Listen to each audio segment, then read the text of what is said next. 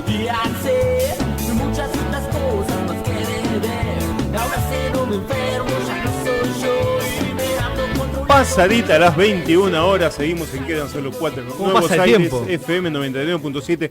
El tiempo pasa, Valerio, no nos vamos poniendo viejos. No.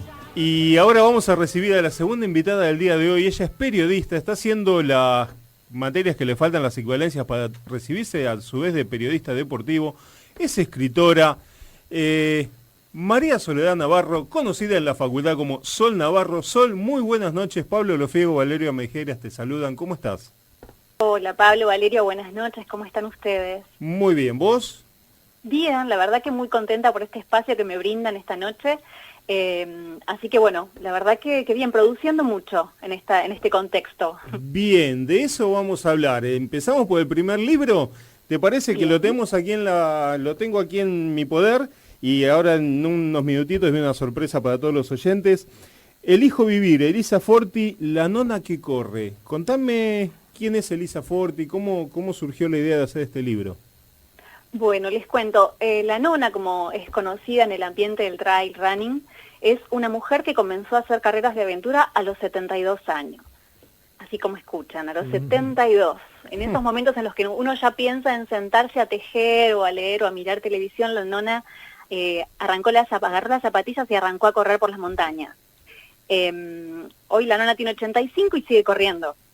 Ahora, con el confinamiento, ensaya, practica en la terraza de su casa. Pero bueno, yo la conocí en unas carreras de aventura donde corría mi novio y me pareció increíble. Me acuerdo que era un día de muchísimo frío.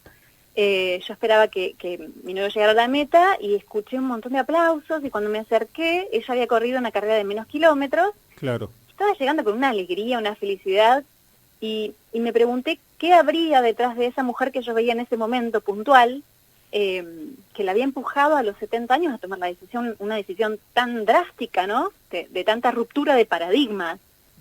A los 60 ya nos dicen que tenemos una edad pasiva, ¿no? Que somos pasivos. Bueno, la nona a los 72 estaba corriendo. Y bueno, mi curiosidad me llevó a este primer libro, el primer libro que yo autoedité, trabajé por autogestión, y un libro que me llevó 2 años de entrevistas en profundidad con la nona, yendo a Vicente López, de donde es ella todos los fines de semana, con mi hijita que nació en el medio del libro, de la producción del libro, con mi Lupe. Y bueno, descubrí una mujer que había nacido en Italia, con un padre que había sido soldado en la Primera Guerra, que en su infancia había estado en la Segunda Guerra Mundial, presa en su propia casa, y que era una madre de un excombatiente de Malvinas, ni más ni menos.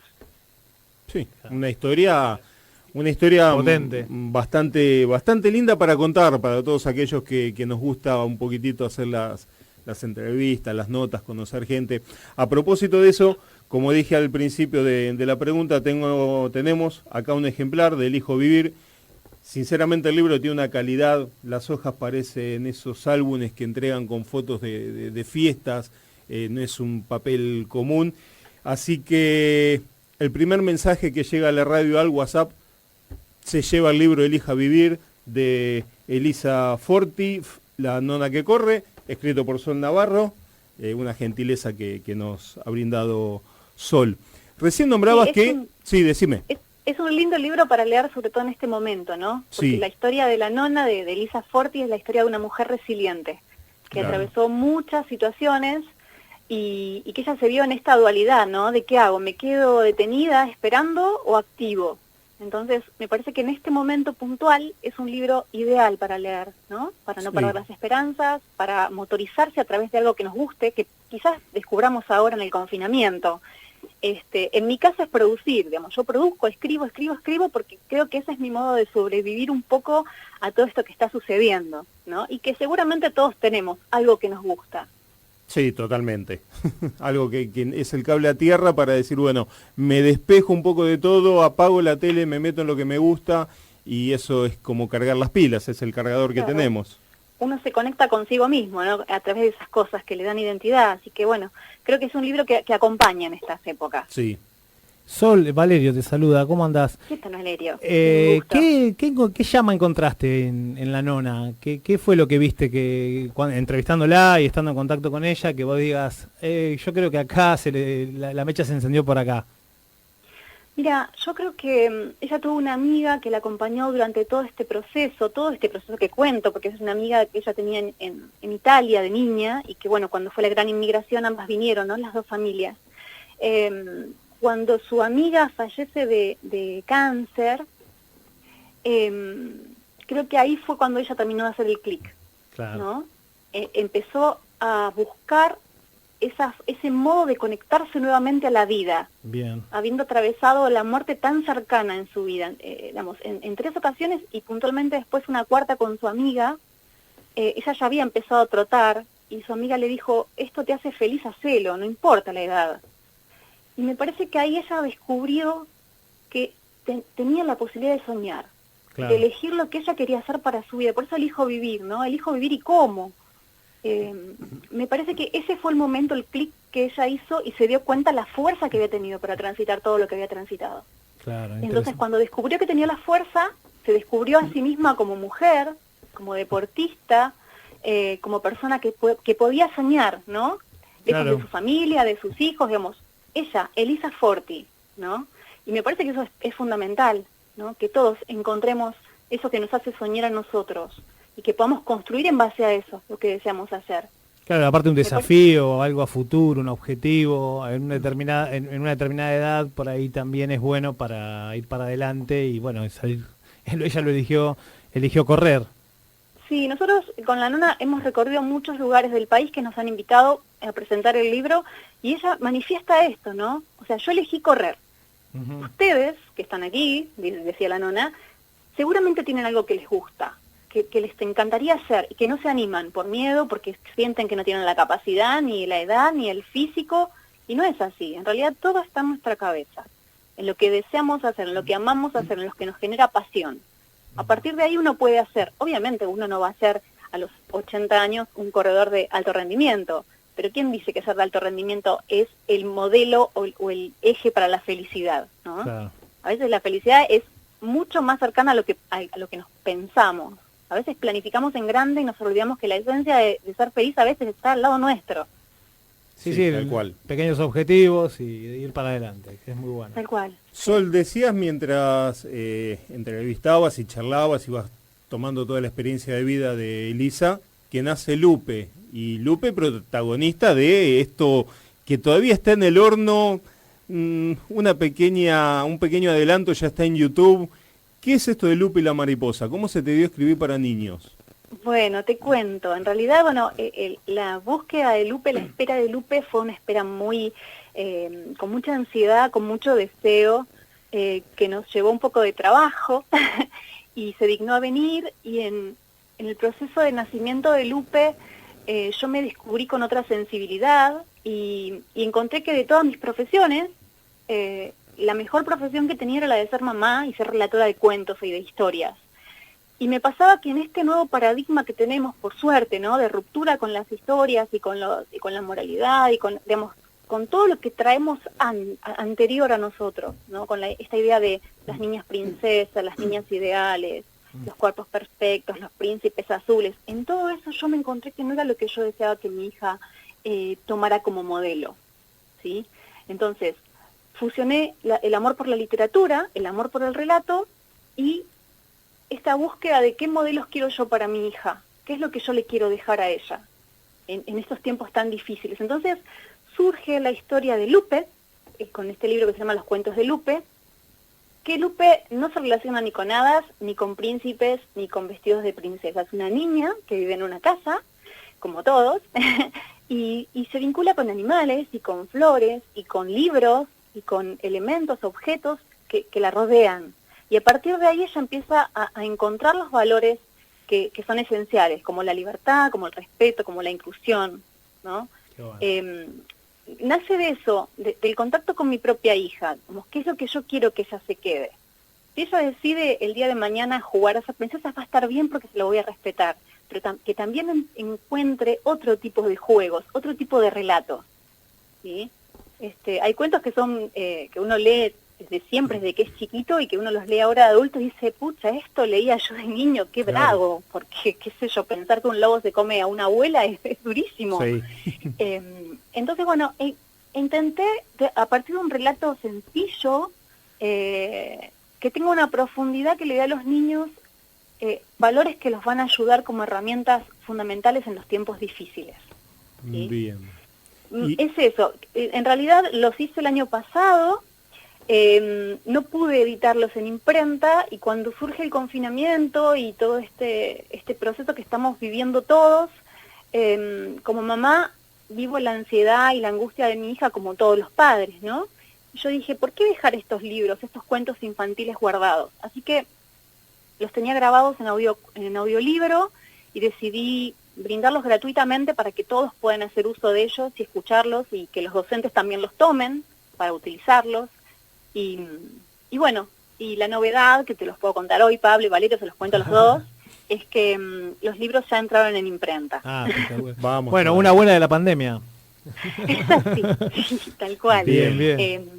No hay que dejar de producir, y sobre todo para los niños, ¿no? No, exacto, mucho menos hoy en día.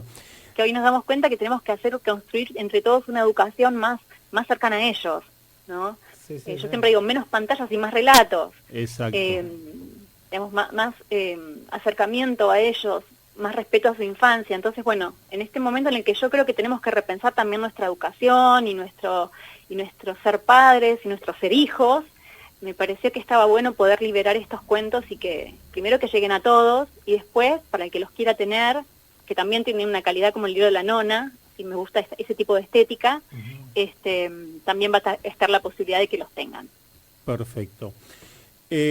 Con algunos escritores que hablé, siempre cuentan que terminan un libro y empiezan el siguiente. Vos ingresaron a editorial a impresión el libro de Lupe, y estás haciendo dos más, que son dos libros que si haces una pequeña venta, creo que más de uno va a querer que ya salgan. Uno es sobre los submarinistas del Ara San Juan, y el otro es sobre Mario Galván, un hombre que hacía alpinismo. Vos lo vas a comentar un poquitito mejor que yo. Bueno, te cuento, arranco por el primero, ¿sí? Dale. A Mariano Galván lo conocí a punto de tener a mi hija. De hecho, vino aquí a La Plata, él es de Trelew, pero en realidad yo siempre digo que él no es de ningún lado, él es del mundo. Él era un montañista muy, muy reconocido a nivel nacional e internacional, primero por su amor a las montañas, segundo por sus hazañas, y tercero por su modo de escalar. Un hombre muy joven. Yo lo conocí cuando tenía 36 años, como dije recién, vino a la ciudad de La Plata a dar una charla acerca de sus últimos ascensos, y yo con mi panza, con Lupe ahí a punto, de hecho a las 2 semanas tuve a Lupe, lo presenté aquí en la ciudad de La Plata, conversamos, él me manifestó que deseaba hacer su libro, y yo que lo venía siguiendo y había corregido algunos textos de él para una revista, me ofrecí y empezamos a trabajar juntos en su libro. Y al año siguiente, a los 37 años, puntualmente el 24 de junio de 2017, se declara a Mariano perdido en el Nanga Parbat, que es una de las montañas, uno de los 8000 más bravos que hay. Y bueno, Mariano quedó debajo de una luz, así que quedé con este trabajo, que era una biografía de Mariano, quedé sola. Claro. Lo cual me costó muchísimo retomar. Yo fui a conocer a su mamá a Trelew, y bueno, tuve la bendición de Alba, su mamá, como para poder seguirlo, porque, digamos, no es lo mismo hacer una biografía con la persona, como hice yo con la nona, ¿no? Con la que tengo un vínculo muy especial, digamos, hago entrevistas en profundidad, soy muy respetuosa. Digamos, yo podría contarles hasta los gestos que tiene la nona cuando toma un café, de tanto que la conozco. Y con Mariano no me pasó, digamos, ¿no? Yo a Mariano en su momento le había pedido tiempo porque estaba con el libro de la nona, y bueno, uno habitualmente piensa desde la omnipotencia, ¿no? Dice, bueno, a ver, Mariano tiene 36 años, digamos, la nona tiene 85, tengo que apurarme con el de la nona. Exacto. ¿No? Esa omnipotencia tonta que uno tiene. Y bueno, así que Mariano a los 37 años me dejó con este proyecto, con esta herencia, que estoy finalizando ahora, y es una historia de vida increíble, donde él cuenta su proceso y su llegada a la montaña, y cuenta todas sus hazañas, ¿no? Los 7-8 miles que subió, digamos, cómo lo subió, cómo fue su proceso físico y mental.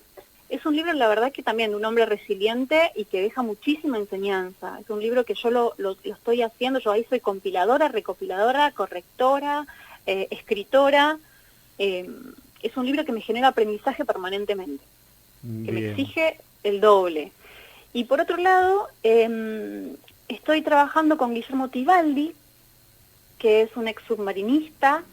Él trabajó 10 años, estuvo embarcado, 6 en el Ara San Juan, y durante 2 años fue comandante del submarino Ara San Juan. Él conoció a los 44 tripulantes, y bueno, él, digamos, también, digamos, ya estaba jubilado cuando sucedió esto, pero decidió hacer un homenaje a esos 44 compañeros fallecidos, y digamos, tuvo una grandiosa idea, que es hacer más de 1.600 kilómetros en 3 meses y medio, o sea, fue de Mar del Plata a Aconcagua, para poner una bandera con el nombre de los 44 compañeros, con un proyecto también con una pata educativa, digamos, con todos los lugares por donde él fue ingresando y dando charlas en las escuelas, y con un último objetivo que si Dios quiere se va a terminar de completar cuando finalicemos con la etapa de confinamiento, que es el de hacer una placa recordatoria en Mar del Plata, ¿sí? Así que con Guille estamos trabajando eso. Guille también tiene una historia muy interesante, de muchas hazañas deportivas, personales, y esta última hazaña que realmente es increíble, de hacer, se llamaba desde su muelle a lo más alto de la patria, ¿no? Llevar esta bandera de los 44 submarinistas recorriendo a pie de Mar del Plata a Aconcagua. Me parece que es una expedición increíble, con muchas vivencias, mucho para contar y con un objetivo bien claro de tener una memoria activa, ¿no? Claro. De no dejar la memoria olvidada. Me parece que y hacer este libro con Guille también tiene que ver con eso, ¿no? Con generar memorias activas, dinámicas, que nuestros nietos sepan qué pasó con los 44 submarinistas. Así que bueno, estoy con estos proyectos y con 1000 proyectos, porque, vuelvo a decir, el confinamiento me brindó la posibilidad de expresar angustia o incertidumbre a través de la escritura. Así que estoy produciendo muchísimo, Bien. por suerte. Y además las clases, unas clases que en tiempo de confinamiento y de aislamiento, por grupos de WhatsApp, por Zoom, estudiando también para recibirte como periodista deportiva. No sé, cuando te recibiste periodista y te dijiste, bueno, voy a empezar a dar clases en la facultad, ¿pensaste alguna vez que ibas prácticamente a terminar la cursada y no conocer la cara de un alumno de esta novedad? ¿Cómo fue? ¿Te adaptaste enseguida a la tecnología? Mira, no, creo que esto que está sucediendo es impensado. Solamente en los libros de ciencia ficción uno podía imaginar una situación así, ¿no? En un libro de Ray Bradbury se me ocurre. Sí. No, jamás lo imaginé, pero sí siento y sé que la educación para mí es uno de los pilares fundamentales para construirse a sí mismo con el objetivo que uno tenga. Para mí la educación universitaria fue el camino y la herramienta para hoy, a los 43 años, poder decidir qué hacer, que es ser escritora y trabajar como periodista. Entonces yo, cuando surge todo esto, me vi en la obligación moral de poner el hombro y poner el cuerpo y generar nuevas herramientas para acercarme a los chicos y a las chicas que están igual que uno, ¿no?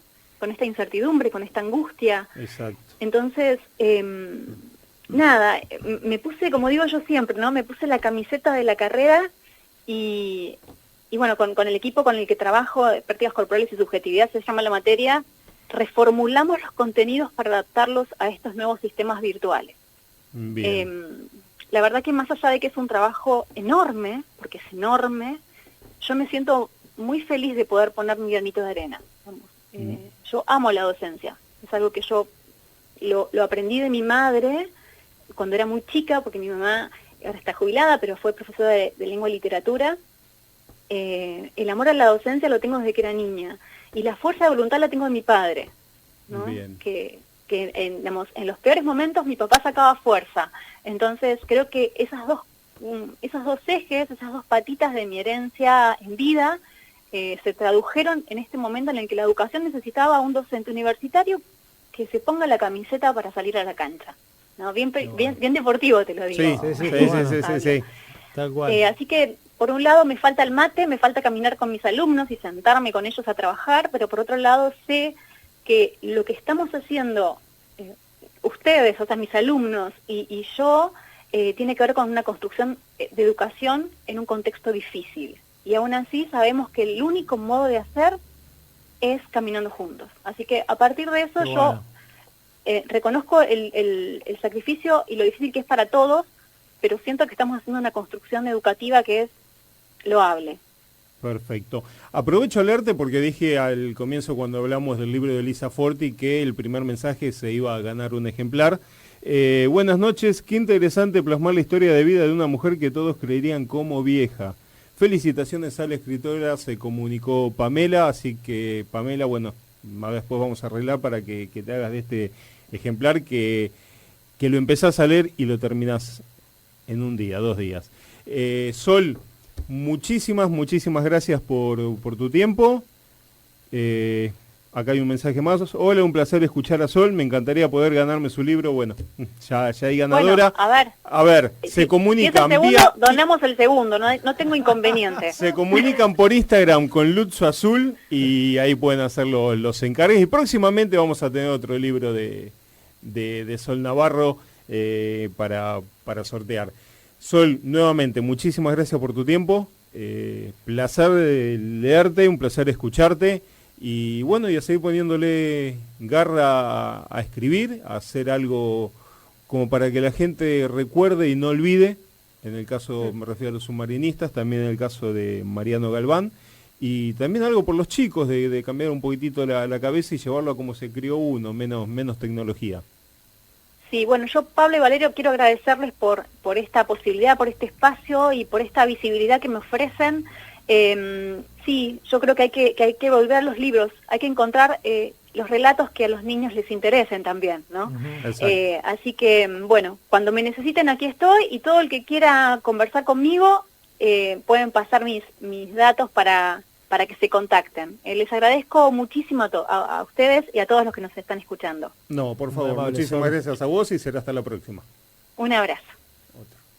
Y así pasaba María Soledad Navarro, Sol Navarro, periodista, estudiante de periodismo deportivo, escritora, profesora de la Universidad, de la Facultad de Ciencias de la Comunicación, perteneciente a la UNLP. Una linda entrevista, un lindo libro.